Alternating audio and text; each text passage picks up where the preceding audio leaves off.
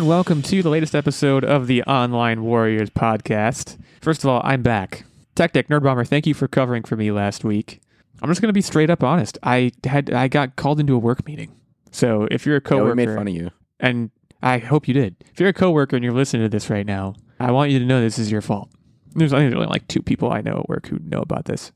Anyways, we are back to a strength of 3, but actually we are at a strength of 4 because we have the fantastic Mr. Stephen Keller with us today, our Patreon producer.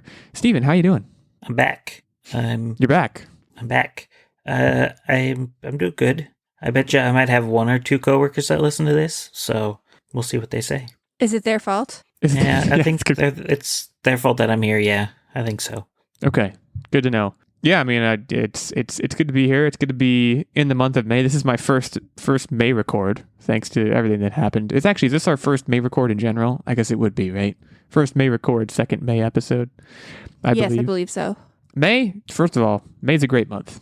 Let me just say that right out of the gate. There's a stretch, speaking of work, there's a stretch there from, at least for me, from the end of, from New Year's until, Memorial Day that there's no holiday days off from work, which maybe that's a hot take. I don't know. Do you guys get President's Day off or something? We get no days off. It's just a vast expanse of 5 months for us. Really? Yeah, not till Memorial Day.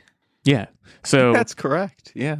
Memorial Day approaching to me signifies all right, we're entering summer mode. Things are getting a little more chill. People are taking a lot of time off in the summer, and I think May and the weather's getting nicer in May. Someone's birthday is also in May. Just throwing that out there. It's mine. Also, it may be yours, listener. I have no idea, but that's a big day in May, so lots to look forward to. Very happy to have Stephen here with us today. We're going to be talking a little bit about Funko Fusion. We're going to be talking about Dave and Buster's, or as Nerdbomber calls it, Dave and Hustlers. Is that what you called it? I did call it that. Unintentionally, that was an auto crack situation, but then I decided to own it and lean into it because I love it. I'm pretty sure that's like a male strip club. Dave and Hustlers. So I was about to ask, do you want to give anyone credit for that? But it sounds like you came up with it because I think it's very funny. I think there's a news organization listening right now that's we got to steal that. Oh, 100%. And they're not even going to give me credit. So don't steal it. That's legally binding. You can't steal it. We're going to be talking about Helldivers too, because they've been in the news a lot in the past week for not good reasons. Just I feel like the latest big video game thing to be hey, things are going great. What if we really put our foot in it? So we'll get to that. But I want to lead off with Funko Fusion because, as we all know, I'm a huge fan of the 1999 Mummy movie. And anything that's even tangentially related to that, I'm a fan of. So Funko Fusion, for those that do not know, this is a game that was announced last week. We got a trailer. It's coming September 13th, 2024. And it's probably what you're thinking it is, in the sense that it is the Funko Pop video game, as far as I know, the first one, and kind of a no-brainer. I mean, watching the trailer, and we'll get everyone's thoughts here, but my initial overarching reaction was, I can't believe this hasn't happened yet. It feels like a no-brainer. It feels like it's poised to succeed. Thinking about how successful all the Lego game franchises have been, feels like if they even lean into this a little bit with some effort, it's going to go over well. But I guess to kind of wet everyone's whistles here, what is everyone's Funko? What is our Funko Pop ownership level going around the room? And we'll start with you, Stephen, because you were the person who put this topic in the mix. So I imagine you may have some significant Funko investment, or am I wrong about that? I kind of want to plead the fifth on this. I have too many, I guess I should say. You have some amount. Listen, yeah, no judgment. So I'm looking at the Funko app right now, and it says my collection is 139 items. Yeah, I mean, if you have the Funko app, I feel like that alone implies to me that you're knee deep, shoulder deep in the Funko Pop ecosystem. Which, I believe I own 2 Funko Pops, so I'm in the game. I have the Winter Soldier and I have Jeff Goldblum. Yeah, but see, you didn't buy at least one of those. Goldblum? One of those was a gift. That's correct. It was a gift. It was from you guys, correct? I assume that's how you know that. It's Jeff Goldblum from Jurassic Park, looking hot as all heck, the sexy one, lounging. Yeah, the sexy one. Of course, it's sexy. With his name spelled wrong. It's incredible. Just that. I mean, Jeff Goldblum is incredible. The Funko is incredible. I know there's a bunch of, going back to the Mummy for a second, I know there's a Rick O'Connell Funko that I don't have it. I probably should have it, but I don't have it. Getting back to this game, I have some questions about the logistics of it, because obviously Funko Pop, there are, as Steven's collection of 100, we'd say 139. There's basically any media franchise you can think of, there is at least one Funko Pop associated with it. Like, I don't really understand the Funko business model in the sense of like, how do they get licensing for all of these things? I imagine that's a lot of money, but they do very well for themselves. So I have questions in the same vein about, how do you limit in the game? I mean, they've mentioned a few franchises that are going to be involved in this game, but the possibilities are theoretically endless, right? So I wonder aloud how they made the choices they made of what franchises to include. But again, I guess continuing to spin around the room, Techtic, Nerdbomber, your Funko Pop level of investment is what exactly? We have 2 entire display cabinets filled with them.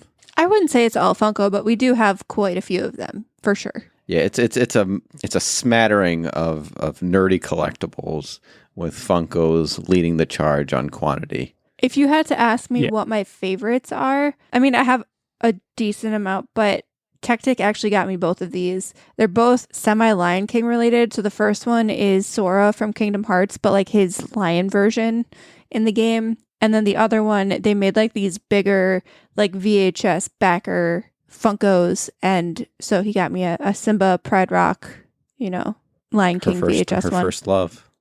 Again, very successful. Like, they're very visually distinctive. So again, my first thought was, how has this not happened yet? It seems like a no-brainer. I mean, what were your guys, Steven, what were your thoughts on what we saw in the trailer? Is this something that you're definitely going to be looking to pick up? Is it something that you're at the very least curious about, or are you concerned? It'll be a game I think I'll pick up with, depending on the reviews and gameplay, because I don't think there was really any gameplay too much in this trailer. I think it was more just of, here's all the Universal characters that we have, just kind of show them off.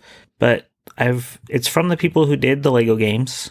They broke off from Traveler's Tales or whatever their name was. Yeah, Traveler's Tales, and they started a new studio called 1010 Games. So the fact that it's going to be kind of like maybe the Lego games seems promising, because I really liked those games. So I don't know, if you'll be able to switch between characters like you can in Lego on the whim, or if you're assigned a character depending on the world. It'd be kind of interesting to see how that breaks up. But there's so much blood. It was pretty bloody compared to most. That is another thing, especially at the very end. I was like, man, is this game for kids or is it not? Like, it's, and I think the answer is it's both. But like, I do have quite the same questions you have, Steven, of like, how do they manage, because presumably all the characters they have involved, which is going to be many, they're all going to have different abilities and things that they do, different combat moves, whatever. How do they, as the game makers, manage which character you are at any given time? Like, is it going to be linear, where you play as Rick O'Connell for a little bit, and then you're playing as, why can't I think of a single other character? The Winter Soldier. I just used one of the Funkos I have. Like, is it going to be linear like that, or are you going to be able to hot swap characters based on your playstyle? We didn't get a whole lot of detail, and we didn't get a whole lot of gameplay, like you said in the trailer. I think there may be 1 or 2 shots. So but that's a question that I'm assuming they're going to answer. In the Lego games, you can play through them as a story where they pick your characters, but then if you wanted to go back and replay levels, the Lego games gave you the option to replay them as a different character. So my guess is that's how they would do that, where you play as, when you're doing your first playthrough and it has all the cutscenes, you play as the linear self-picked character, and then when you go back, the cutscenes have already been played, they're not going to replay, but now you're this other character to just kind of go back and collect things you might have missed. But you also, I believe, and correct me if I'm wrong, I've had very limited experience in the Lego games. I played them a very little bit. I seem to remember that at certain times I think I played one of the Avengers ones, and you would need to like hot swap characters in level in order to. But those hot swapped characters were get past certain part of those cutscenes. Like, those were in that linear story still. Right.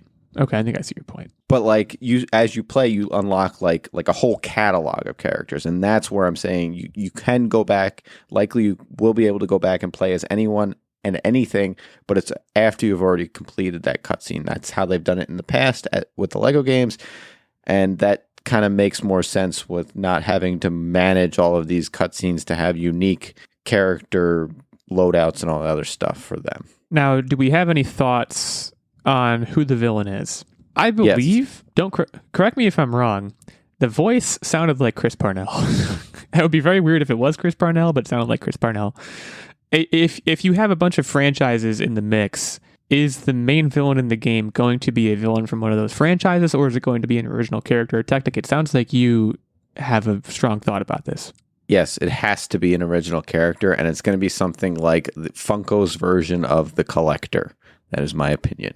That makes the most sense. It helps them build a story that they can pop in and out of any kind of spin-off games with this, where there's just their own villains, and then that also allows them to introduce new merchandise where they don't have to worry about royalties or anything like that. It's their unique IP character. That makes the most sense. Yes. And that's, I think, the true beauty of this idea. And, knowing too, 'cause Steve and I did not know that this was an offshoot of the studio that's done the Lego games. Like, that makes a whole lot of sense. Makes me feel a lot more confident about this whole venture. But the other thing that I think is interesting about Funko Fusion, which the website very heavily implies at the very least, is that, there's going to be, obviously, you're going to play the game and you're going to see Funko Pops that you can buy, right? But I think the game is also planning on, and Techtic, you kind of were just getting to this, like, with certain characters they're going to introduce that are maybe original to the game, the game is going to feed the merchandise, and the merchandise is going to feed the game. So, like, it feels like there's a lot of money-making potential, which, as we know, is what makes the world go round, at least in terms of video games. So this feels like a win. As part of their trailer, they've already shown that they're going to have collectibles specific tied to the game collectibles that, one of them that comes to mind was the Jurassic Park one. That was already done, but it's kind of tied to it. So it makes sense. Yeah, I don't know that the Lego video game franchise really has that, where I don't know that you're going to play the game and want to go out and buy a Lego set. I think the other side of it is who's got Lego money. You know what I mean? Like, I've got Funko money. I don't have Lego money. What is the going rate for a Funko Pop? Like $20? It's like 10. I have no idea. For $10. It depends. It's 10 to 15. One. Yeah. On the generic, usually around 15. I think if you go to Funko's website, it's about 15, but you can get them for 8. Lego is oftentimes prohibitively expensive, so I hear you on that. I think this is a great idea. I don't have a whole lot more to say about it other than that. Steven, Nerdbomber, any further thoughts on Funko Fusion? What your level of excitement is? I will say I'm glad that they picked Universal to be the franchises they're going to stick through for the first one, just because I like most Universal movies, like the Jurassic Park, the Jaws, the Back to the Future, the Mummy. I like that they're sticking to Universal first.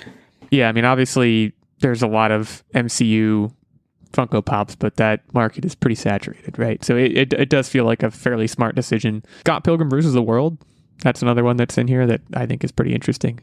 Hot Fudge, Shaun of the Dead. And again, really any franchise you could think of, and I guess in this case, any franchise you could think of that's a Universal-owned franchise, it's going to be in here in some way. So we'll see what this looks like. I'm sure we're going to get a lot more footage of this, hopefully some gameplay footage. It does come out September 13th, 2024. So be on the lookout for that. You can currently wishlist it on Steam. Let's stick with video games, and let's talk about Helldivers 2 here. Let me start by saying I have not played Helldivers 2. I don't have a horse in this race. The news here, let me just run through the news, and then we can jump to opinions, which I think we're probably going to be pretty unified on, but we'll get to that. Helldivers 2 been a huge success on both PS5 and on PC, in particular on Steam. I know a bunch of friends who play it. It's been the toast of the town for a couple months now, I think. Sony recently announced that PC players would need to link their PlayStation Network accounts to their Steam accounts in order to keep playing the game. Their reasoning for this, that they have said, as far as I know, is that they want to avoid... It's a security thing. They want to avoid that people are, misrepresenting themselves within the game. There's obviously a huge number of problems with this. A lot of PC gamers don't have PSN accounts.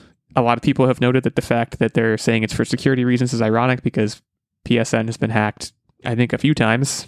I think PlayStation Network is not available in certain countries where the PC version of the game is available. So the upshot of all this, or I guess the downshot if you're Sony, is that a lot of people have requested refunds. A lot of people have changed their reviews on Steam to be negative, which most people to this point, I think, have really loved the game. To my knowledge, I don't think Sony has backed down on this at all, which it feels like a very no-brainer thing to back down on unless they have a very good reason, which I don't know what the reason may be. But right now, a lot of people are asking for refunds. I think a lot of people are being given refunds. Can someone explain this to me? I don't really get it.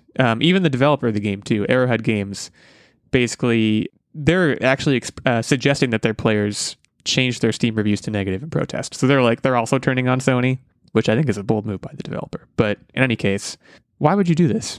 I just don't get it. So they were supposed to do it at launch. It was supposed to be a launch issue, but they were having server-side problems, which Helldivers had a bunch of server stuff at the beginning. So they did delay this. The big thing, I think, is that you can't create a PSN network in some of the countries. And they've said they announced today that they're doubling down on that. They're going to pull sales from that. You can't play the game in those countries because you could create an account for another country, but if you don't live in that country, you're violating the terms of service of PlayStation. But PlayStation's like, yeah, you just can't play the game then if you live in those countries, which seems to be, to me, the negative of the whole thing. Right. As far as I know, again, correct me if I'm wrong, if anyone knows, like their whole reason for this is security.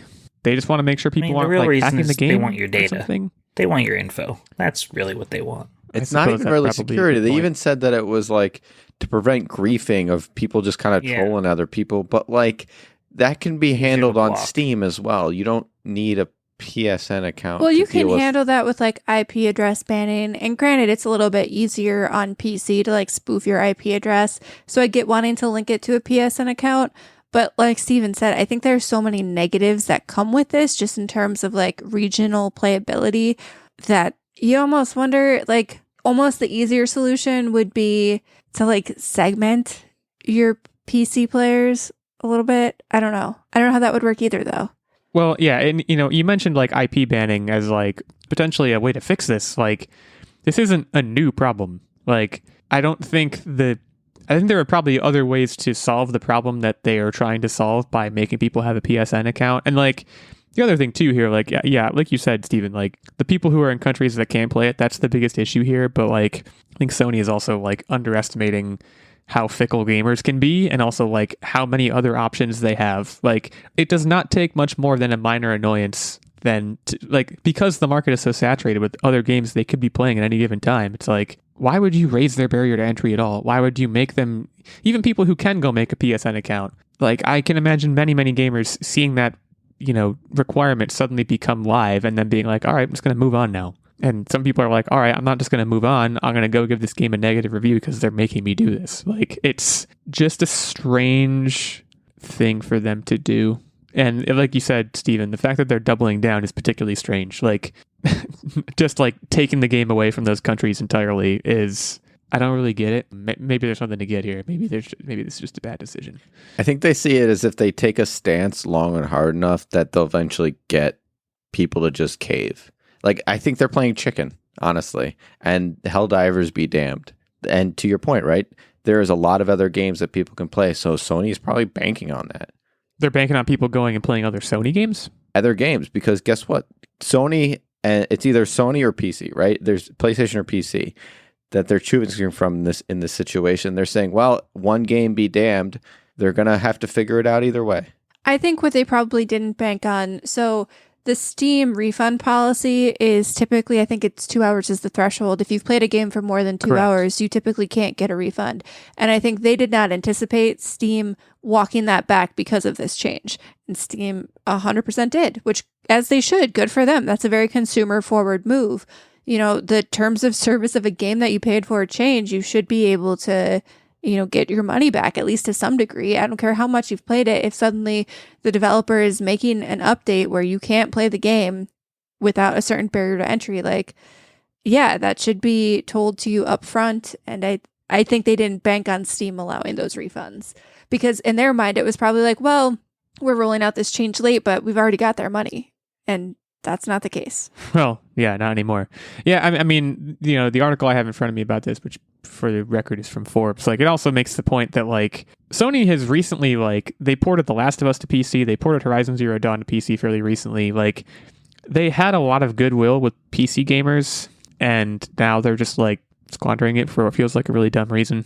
So again, I don't know that there's much sense to make from this. That's the other thing that I don't know if they realize too, like the internet is very fickle, and something like this, it's not just going to be this game now. Like they will have built up enough it's badwill a brand. that it's a going to brand carry problem. forward. And PC players will now second guess any Sony purchase. I'm sure I can almost assure you that there's a gaggle of Redditors or people on Twitter, I still refuse to call it X, who every time there's a Sony release, like they're going to bombard it with bad reviews because of this situation.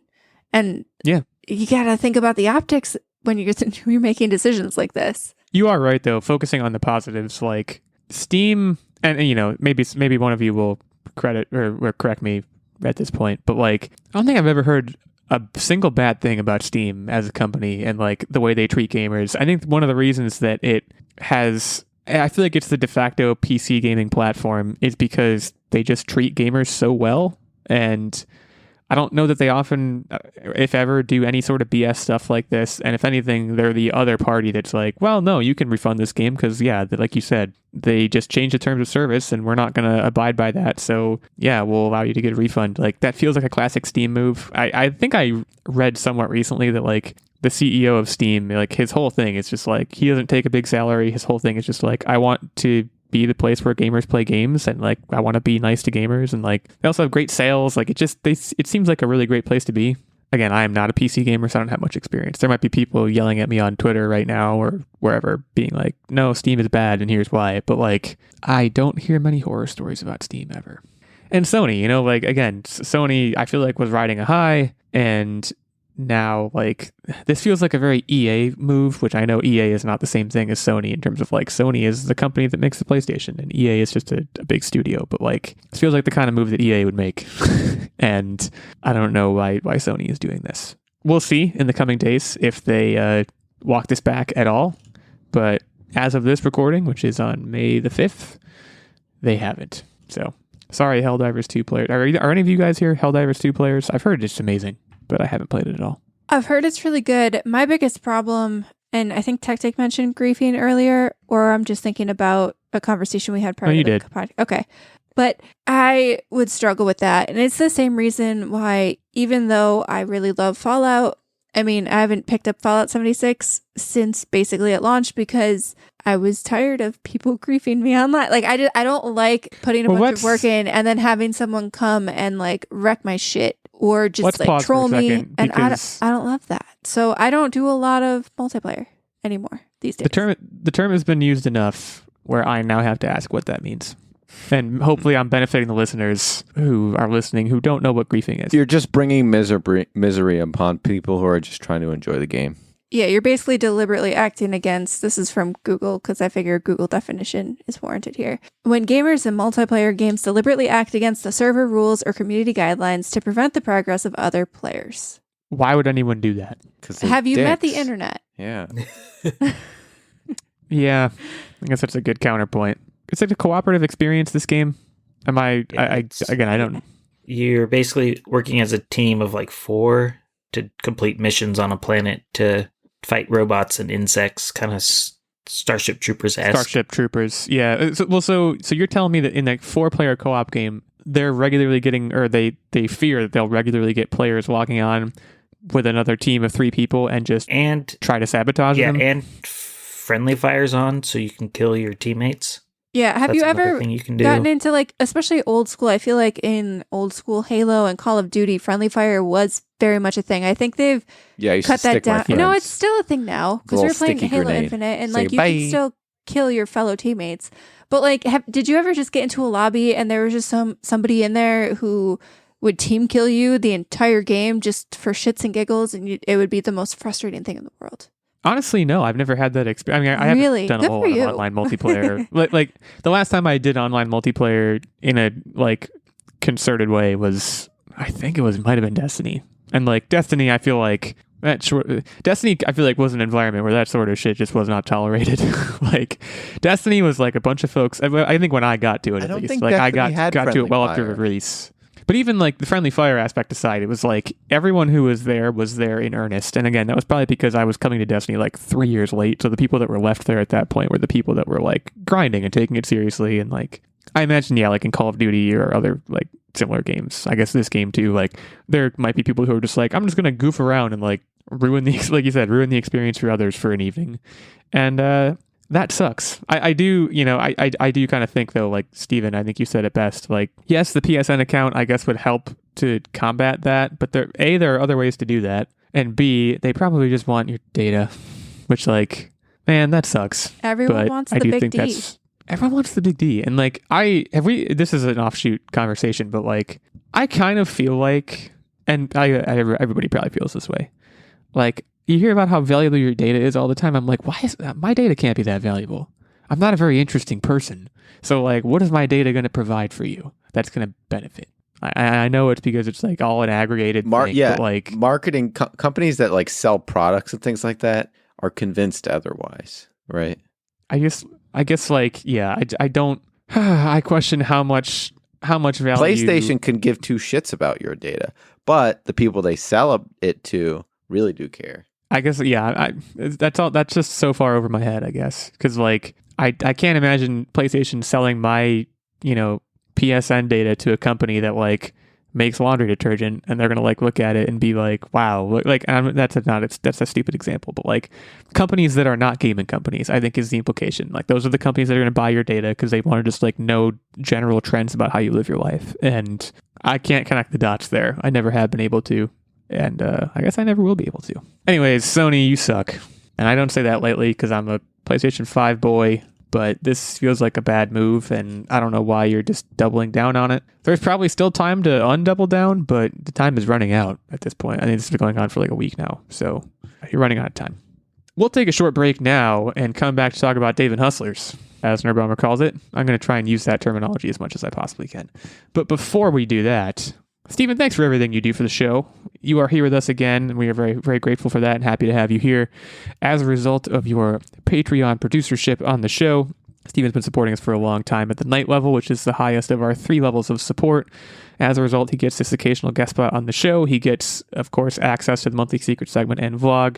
He gets input into the weekly game segment, which he's participating in this week. So I don't know, maybe you have the inside track on that. We'll see later. There's also Squire levels of support on Patreon, which gets you access to the monthly secret segment and vlog, and a page level, which gets you access to the monthly secret segment. So you can head over to patreon.com/onlinewarriorspodcast, get the details there, consider saying hi to us, saying hi to Steven, and giving back to this show, keeping the mics on, and the tape recorder running. It's not a tape recorder. It's a figure of speech. If we were using tape recorders, this would be a lot harder than it already is. But yeah, thanks again, Steven. And we'll be right back to talk about Dave & Hustlers. Online Warrior podcast listeners, I want to take a few seconds of your time just to promote Xbox Tavern's podcast.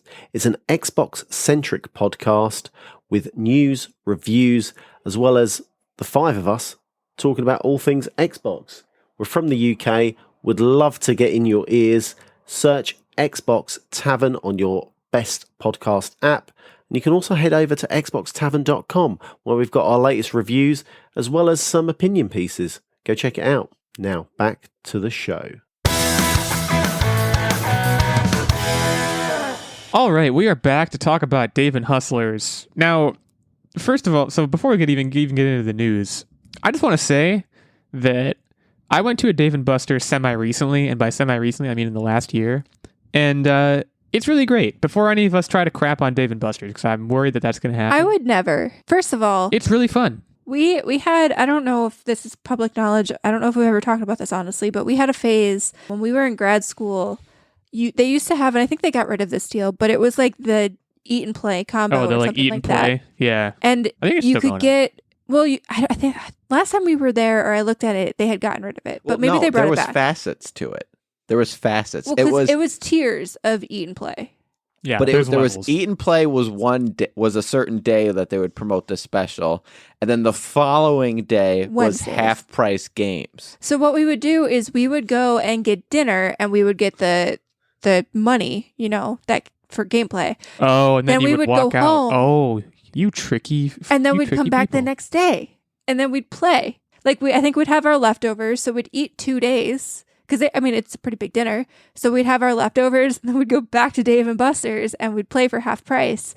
And we have the Dave & Buster's electric guitar. We have multiple Dave & Buster's hoodies, winter T-shirts. We had been saving... So you were prior to COVID, gaming the system. Oh yeah, we And had we like figured out what games had the best loadouts and how to cheat at the games. not cheat. They How were to not cheat at the games. no, we never Wink. cheated. We increased our Just skill. how to yeah, the yeah, and technique maximize the, your profit. basically. Exactly. And also, like, you'd watch other people play it to know the optimal time to play it based on the odds of you getting the high payout.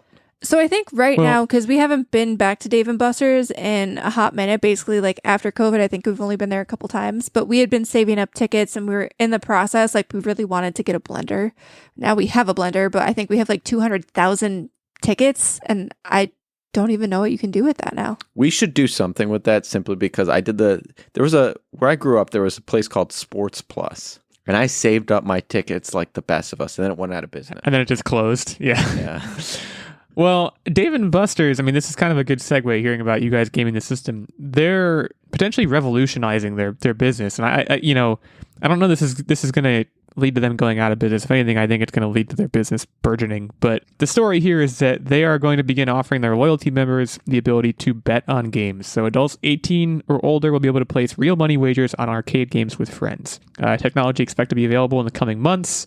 And yeah, so you can make a friendly $5 wager on a Hot Shots basketball game, a bet on a skee ball competition, or on another arcade game. Now, I've seen some of the funniest tweets I've ever seen about this. Like, just going to Dave & Buster's and, like, betting on a 3-year-old playing skee ball and, like, betting your life savings. Like, they said that it would be only people 18 plus because they're doing it through the app. To be making well, yeah, but the 3-year-old's playing. They're that's betting to on be the fair, 3-year-old. yeah. like horses don't There's make bets. there's no thing. That's your pony. There's nothing filtering out. Like a parent could be like, okay, let's do child round off, bet off. I don't know, whatever. Yeah, Cockfights. I don't understand. Like, what are you wagering? I guess it's like, are you like making, for example, a $5 wager on a Hot Shots basketball game? Is the idea? I want to understand the use case because I do think it's a good idea, especially considering how obsessed America is with betting. Like, I've seen the whole like FanDuel sportsbook thing like explode in the past 5 years. There's no way this isn't going to be a success. I just want to understand it better. The way in which I understand it is that it's betting amongst groups. And so if you have let's say you have a room and 5 people get in the room, each person puts $5 in, and then the payout goes to the winner, right? So this isn't you're betting against the house situation. So Dave & Buster's isn't paying out, but what they're really doing is now they're skimming a little bit off the top of this opportunity that happens already, because how many times have you sat around the skee ball, for example, and been like, I've got $5 that I win this, because I've done that. And now No, Never times for I've me. never done. I've never done that. I'll be like, I don't maybe have a problem. Maybe I'll be like, I'll bet a drink. Like, I'll buy you a drink if you beat me at Right, this. But that- like, I'm not trying to bet cold hard cash. Right, but now the difference is, so people do that, or drinks or whatever, and now the only difference is Dave & Buster's just skimming off the top. This is I guess- genius. Is it though? Because my question really is, Why like, wouldn't people just make cash bets then and not Right, use or- the app? Venmo? Like, why would I Right. go through You're absolutely Dave right. & Buster's? You're absolutely right. The only thing I can think is that they're going to hold like contests or something like that, like games of skill, where now it kind of takes out the middleman. Like, you don't need some stranger's personal Venmo information to make a bet. You're literally going there for, like, say, a Hot Shots competition, and you don't know anybody else who's there, and now you can make your wager through Dave & Buster's. Maybe like that's their angle. Yeah, I think you can be able to join a room, basically. So, like, this is a weird example, but like Pokemon raids, you don't need to know the people you're raiding, but you're all in there together. That's your group that you're raiding with. So you can just join the group, put in the money, and then exit out. That's where the incentive is. But yeah, I mean, if you're just a loudmouth enough, you can actually just go up to a 3-year-old's parents, slap money on the table, say, I got 5s on it, and see what happens. So, Steven, what's your Dave & Buster's experience? Are you a Dave & Buster's fan? Are you not really going there ever? A mix of the two. I've been to Dave & Buster's once. We don't have any near me. There's That's a apparently tragedy. rumors. There's talk that they're building one somewhere near here, but yeah, we don't have one. I don't understand, the point of it. I don't know what Dave & Buster's, like, what their angle is. Like, how are they getting the skim off the top? Like, Yeah, I have questions about that too. Like I still don't understand. Like, why wouldn't you just, hey, I'll bet you $5 for this, and you just do the cash? I don't know why I need the app, especially if Dave & Buster's is going to get money. I would still rather just do the It's a side hustle. That's kind of where I'm there's- at too. Knowing that they're going to take a little bit of my profit, I would just be like, you know what, if I'm going, because most of the time I'm not betting with strangers. Like, this is not how I live think my there's life. something, but I think there's something to be said for the subconscious element of like, yeah, maybe you're not likely to. First of all, maybe you're not likely to have $5 cash on you. And like Nerdbomber mentioned Venmo, but like, I don't know. I think there's a subconscious element of like, you're less likely to like tell your friend like, hey, I'll Venmo you $5 if you do get a better score than me, as opposed to like, if you're on the Dave & Buster's app, you're loading your card and you see a bunch of buttons in a whole bunch of kinds of places, like being like, bet $5 on this. Like, I think there's a suggestive quality to it that they may be able to achieve. I will say, I think it would stand to be better for them if they could figure out a way of like being the house at a casino. Like, I think that is probably where you would make more money than like micro skimming off the top of these bets. But I don't know, like you've said, for many reasons, like I don't know how even possible that is. But like, I don't know if it's more so like, I'm going to bet $5 that my buddy Brett can like get higher than 36 in the Hot Shots basketball game. And then you're all like gassing up Brett and being like, all right, Brett, be good at this because I have a mortgage to pay. Like, that doesn't really make much sense, but they probably stand to make a lot more money in that way than in the way of like just two people making a bet on who's going to get a better score. I have a very serious question to ask all of you, though. Go on. Say you have to place a $100 bet on yourself. What game are you playing? In an arcade? In Dave & Buster's arcade, whatever, I guess, if you're not super familiar with the Dave & Buster's games. And it's just me Definitely alone. not No, basketball. like, no one can help me. Yeah, no one can help you. It's just you. Definitely not And basketball. what is deemed a win? You beat the other people, I guess. I don't know. All right, then it'd be that cube stack game. Oh, that's a good answer. You are actually really stupidly good at that. It would be that stupid Deal or No Deal game. You know, the Deal That's or No Deal 100% arcade game? chance. How Yeah, can you that's do all that? chance and luck. No, it's not. Hey, it's not. It's not, because if you get to a certain point, the game will almost always offer you a good deal. Like there's a mathematical. I think the reason Deal or No Deal was so successful for so long, for all I know, it's even still on TV. Like, there's a gamification of that. That's like, it's not just pure chance. Like, yes, you might pick the $1 million thing and like you're screwed then, but like you're not screwed because you can still make like take a deal at some point for like $300,000 and then you turn to your buddy and be like, all right, do better than that. Like, I think Deal or No Deal is like a mind game. Well, that's And I think I that's could do honestly well with that's that. why I picked the cube game, because everyone always tries to go for the top, but there's an option to cash out in the midpoint, and I always cash out in the Yes. midpoint. And then if I would say do That's better exactly than my that, point. that would be the bar. Now, Yeah. Techtic, I have two options that I'm trying to decide between, and you've seen me play extensively at both of these. So my first one is the piano game. I don't know if you guys are familiar with this. I know other arcades also have this, but it's I'm also, not. it was an app game as well. Like, the notes drop down from the screen and you have to hit the corresponding button. And something about the piano game. So instead of it being on your phone, you're literally standing in front of this like oversized piano. You've got like 6 giant piano buttons or something like that. And it's sort of like Guitar Hero in a way. And it gets faster and faster, and you basically go until you miss a note. And that, for whatever reason, I like zen out and I can just Yeah, she's a keep sick going. pianist. The other one is the clown game where you're throwing balls Nope. at the clowns. It's Oh, piano I for you. hate that one. What makes I you hate good that at that one is that you have help, me. Oh, yeah, but I'm also good at it without you. But you don't ever have the high score unless the reason why that's part of our strategy in the system is we team up on that game. Okay, so piano I'm just game reading, is by the way. I'm just reading. Dave & Buster's stock is up more than 50% over the past year. It's time to invest, because I do think that if they're doing this, they know what the plan is, and they might make a lot of money off of this. Steven, your arcade game of choice in Nerdbomber's fantastical scenario. I don't any know. arcade game. Are you Pinball Wizard? No, I'm not. Yeah, me neither. Pinball's hard. I mean, maybe skee ball, but even that, it's been 20 years since I've played that. Yeah, skee ball's a nightmare for me.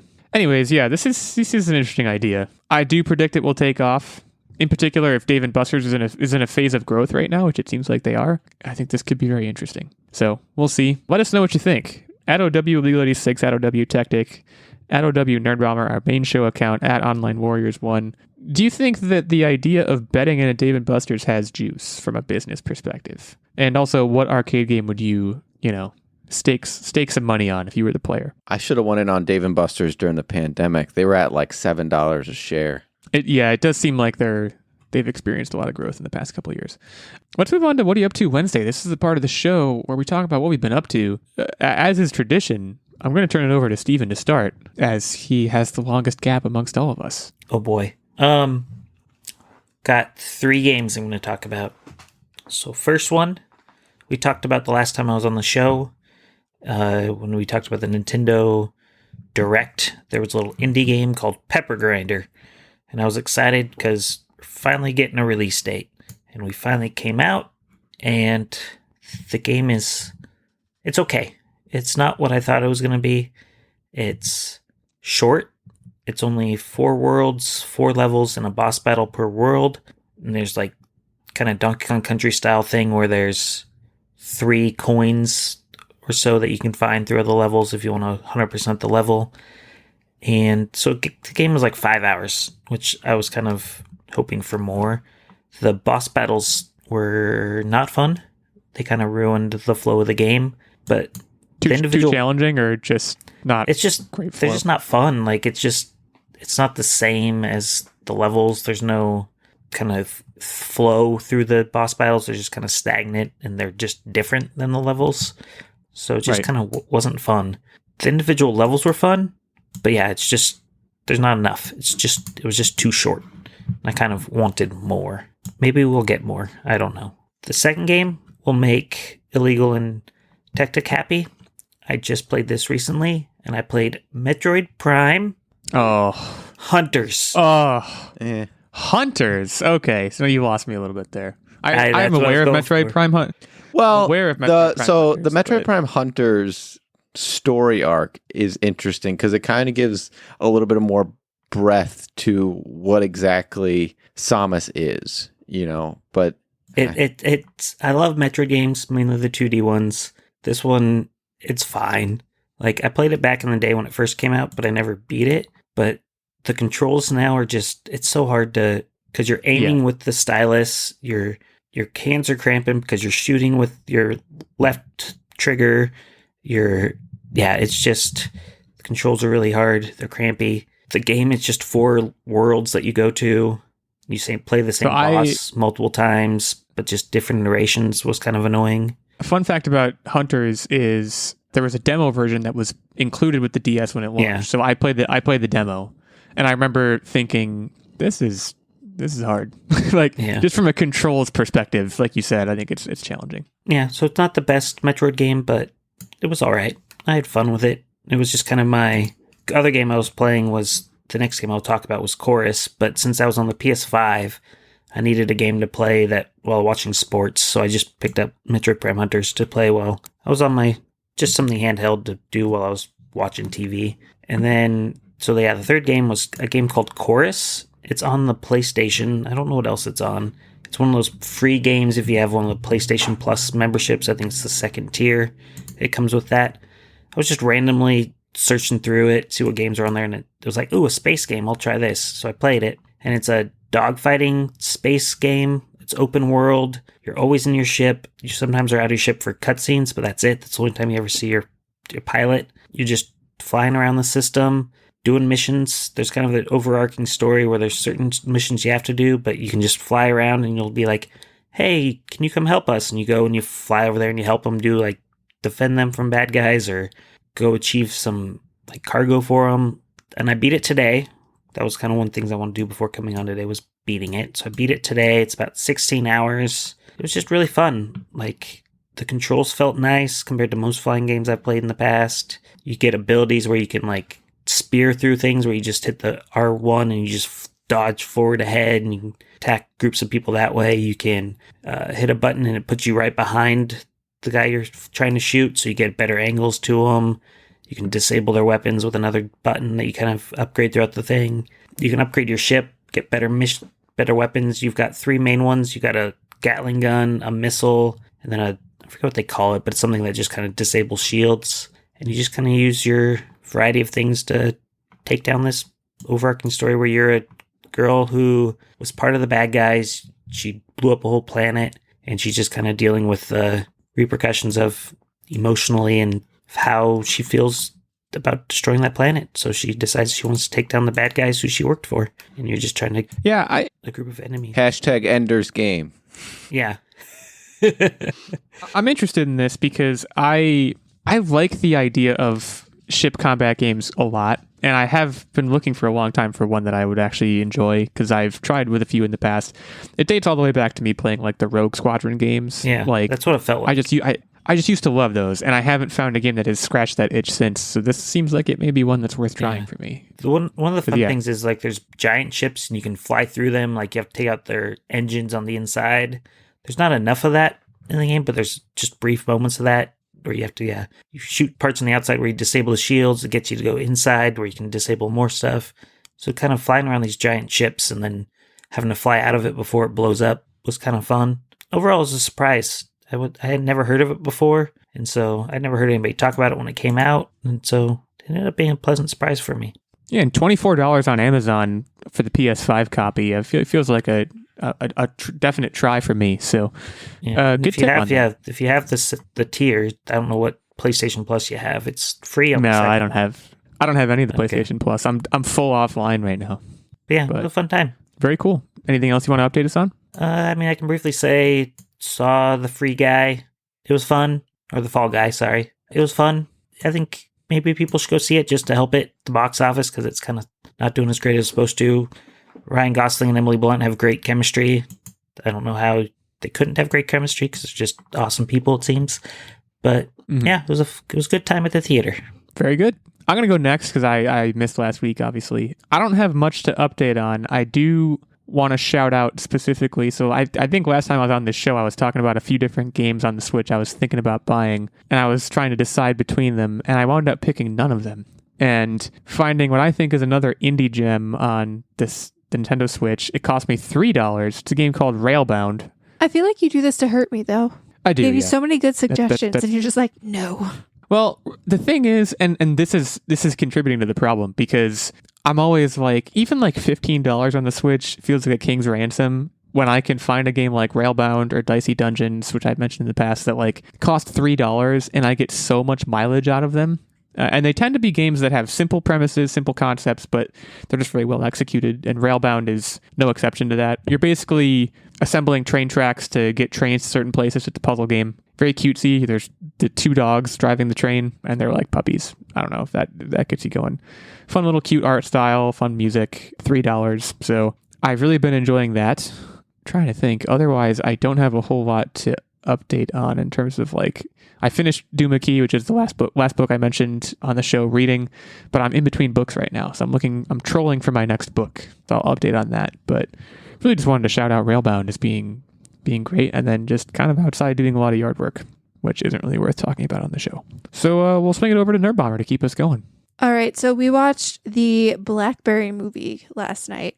Blackberry, obviously you guys know what the phone is, right? But as we've been seeing a lot of like corporate / product / brand origin stories roll out, Blackberry is one that I feel like kind of went under the radar until it hit Hulu. Like, I don't remember seeing this hit movie theaters or anything like that. We talked about it on the show. Did we? Yeah, we talked about the trailer. Yeah, it was a news like 99% sure. Yeah. I thought we like mentioned it in terms of like one of the other various brand origin stories that came out recently. But regardless, we finally did watch this. It was fairly good. I mean, as much as you can like lionize any sort of, brand origin story, I felt like this was one of the better ones, if just because I'm a little bit more of a tech geek. So I really appreciated, the product and development cycle part of this story. Like, it didn't necessarily just focus on the business management part. Like, it actually went and showed the engineering department and the hurdles that they faced. And so from that perspective, I actually thought that was pretty interesting. It gave me a little bit more like Halt and Catch Fire vibes. I don't know if any of you guys have watched that show. I know Techtic has with me, but if you haven't seen it, I have not. It's got Lee Pace, a bunch of other people, honestly. I would definitely highly recommend that show if you are into any sort of, tech origin story, because that's at least very fictional, more about like a search engine. But this kind of gave me that vibe. And I don't know, I thought it was pretty decent. Tell me about Glenn Howerton, because I'm very interested in the fact that he's even in that movie. How was he in it? The hair was a little distracting. I won't lie to you there. I was trying to figure out for parts of this movie. So he's playing a bald character, and I know in real life he's not bald, and how they implemented the baldness was just not the best. I couldn't thought tell. all of the characters like The hair get-ups was- were Well, Jay weird. Baruchel also has like white hair in that movie, at least for part of it, from what I Yeah. remember from the trailer. So they're doing a lot of hair stuff. And specifically Glenn Howerton, I couldn't tell if they had like put a bald cap on him or if they had shaved his actual hair, because at some point like you could see that, you know how like when you shave your hair and then it starts to grow back. I don't want to call it a 5 o'clock shadow on Yeah. the top of your head, but like it kind of looked like a head 5 o'clock shadow at times. Apart from that though, I think he actually fit the bill of his character pretty well. You know, he was kind of like a dry, harsh marketing guy essentially, who became a CEO and did some shisty shady things. And not saying that he is, you know, shisty shady, but just from, you know, I watching don't Always think Sunny. he was the villain. Yeah, I don't really necessarily think he was the villain. I think he did some stupid things, but I don't think the company would have necessarily taken off without him. That said, I do think Glenn Howerton played a very good CEO in this role. Like, I bought it. I actually forgot that Co-CEO. he was, you know, from Always Sunny for a hot minute, which I feel like is impressive. Yeah, at this point, any of the guys from Sunny, like they have to work pretty hard, I would think, to distance themselves from that, provided that's what they're trying to do. So interesting. Good to know. Aside from that, you know, just played a little bit more Halo Infinite. I'm getting back into that multiplayer scene for whatever reason. Probably just because I like to punish myself. I'm not very good. I did win a round. I was playing free for all for a while, and I actually, you know, I was holding my own, but I was not winning. I was always in like the upper half of every game when I finished, but I was never winning. And then I won, and I was like, this is great. You know, I'm turning a corner here in my skill set.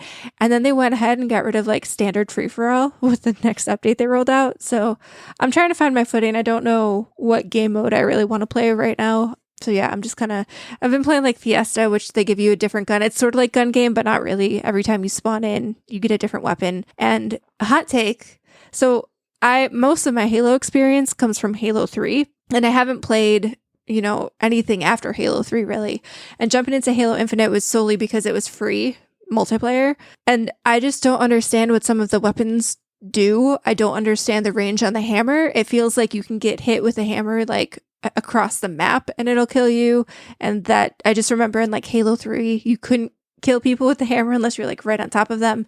It's a little jarring. I prefer the standard loadout, and yeah, I don't know how I feel about it, but it does feel more like codified Halo Infinite in general. So that's kind of been what I've been up to. Just that and hanging out, enjoying the nice weather, getting outside, getting some steps in. Cool. Techtic, that brings us to you to close us out.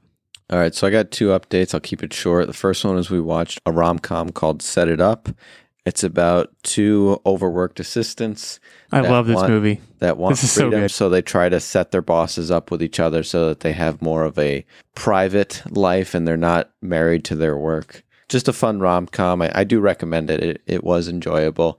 And then the other thing that I want to mention is I like gardening, and every year I try to like improve upon the lessons learned from the previous year.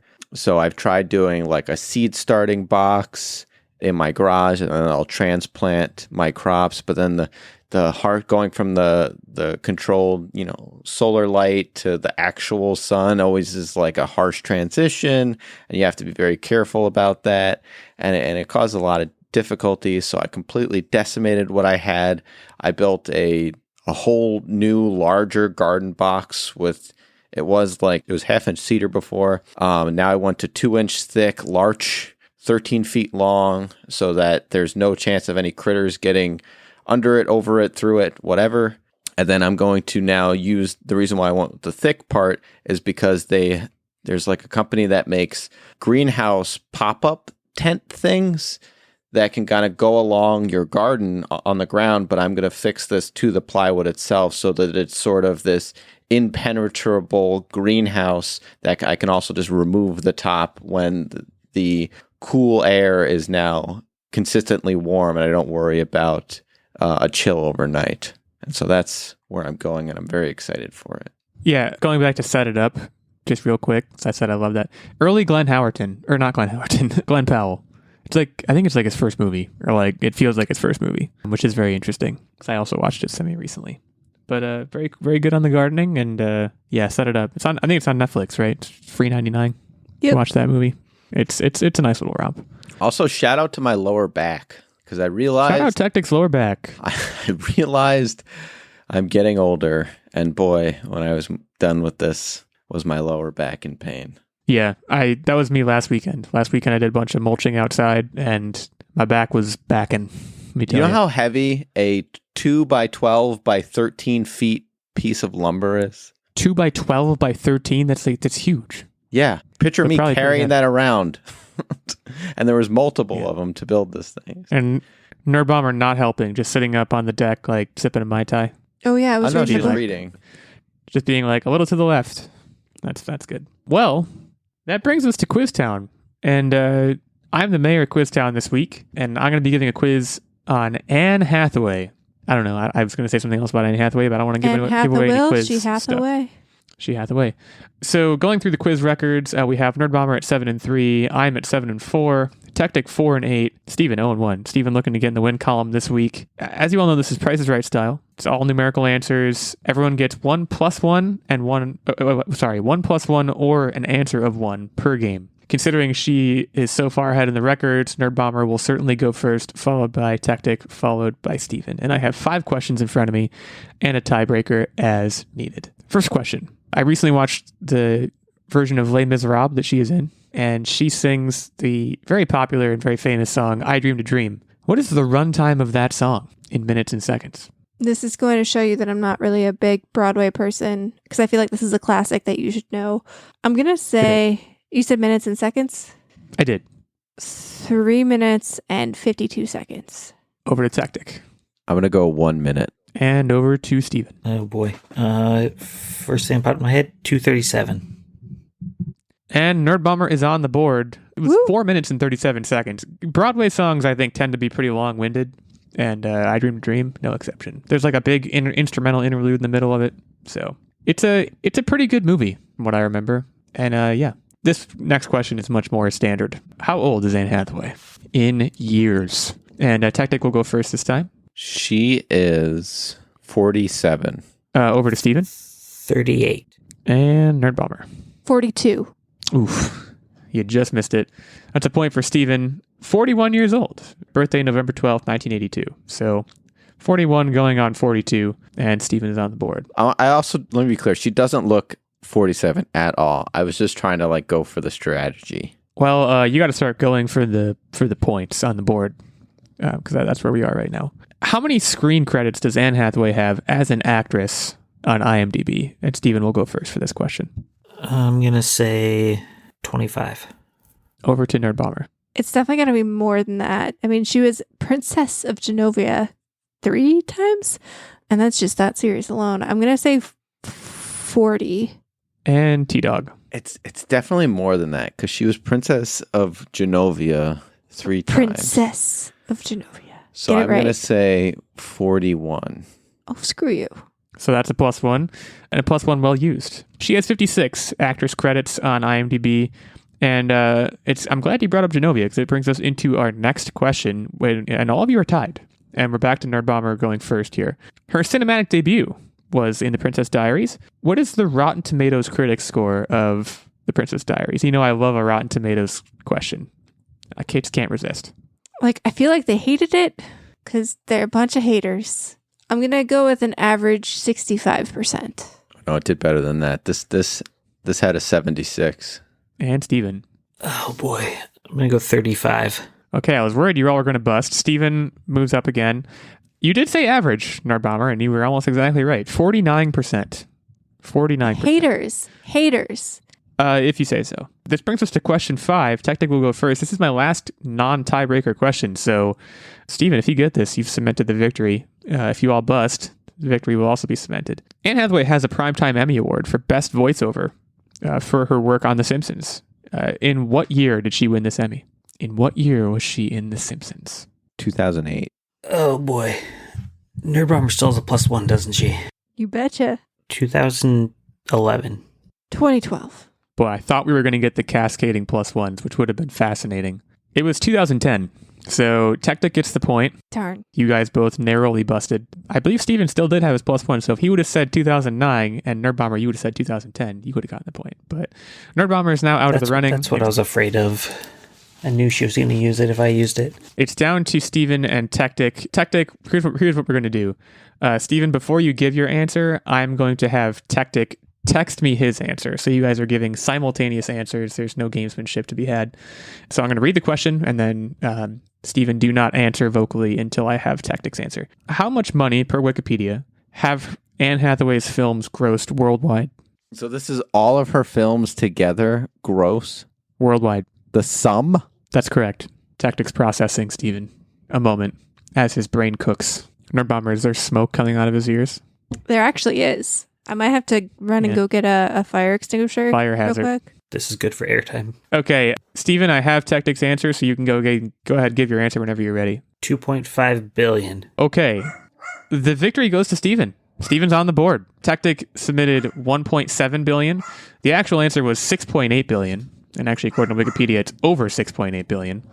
So, Steven, congratulations. You're on the board. You move to 1-1. Nerdbomber to 7-4. So her and I are now tied, and Techtic to 4-9. Yeah, Techtic, it's not great for you at this point, but I believe in you. There's a lot of year left. And every loss lately, I feel like I've been fighting to the end. Yeah, that was another brutal one for you. You're not wrong. That brings us to the end of the show. Steven, thank you so much again for joining us. We always appreciate having you on. Hopefully you had a good time. Yeah, thanks for having me. The pleasure is always ours. Also, Anne Hathaway's middle name is Jacqueline. Just throwing that in there. In case, you can't really ask that as a question because it's not numerical. So yeah, you can head over to Apple Podcasts, leave us a review there if you liked what you heard, or if you didn't. You can hit us up on Patreon, patreon.com/onlinewarriorspodcast, or in the handles on Twitter mentioned previously in the episode. Again, thank you all for listening. We'll see you next week. Hope you're enjoying the month of May. And in the meantime, stay safe and keep on podcasting.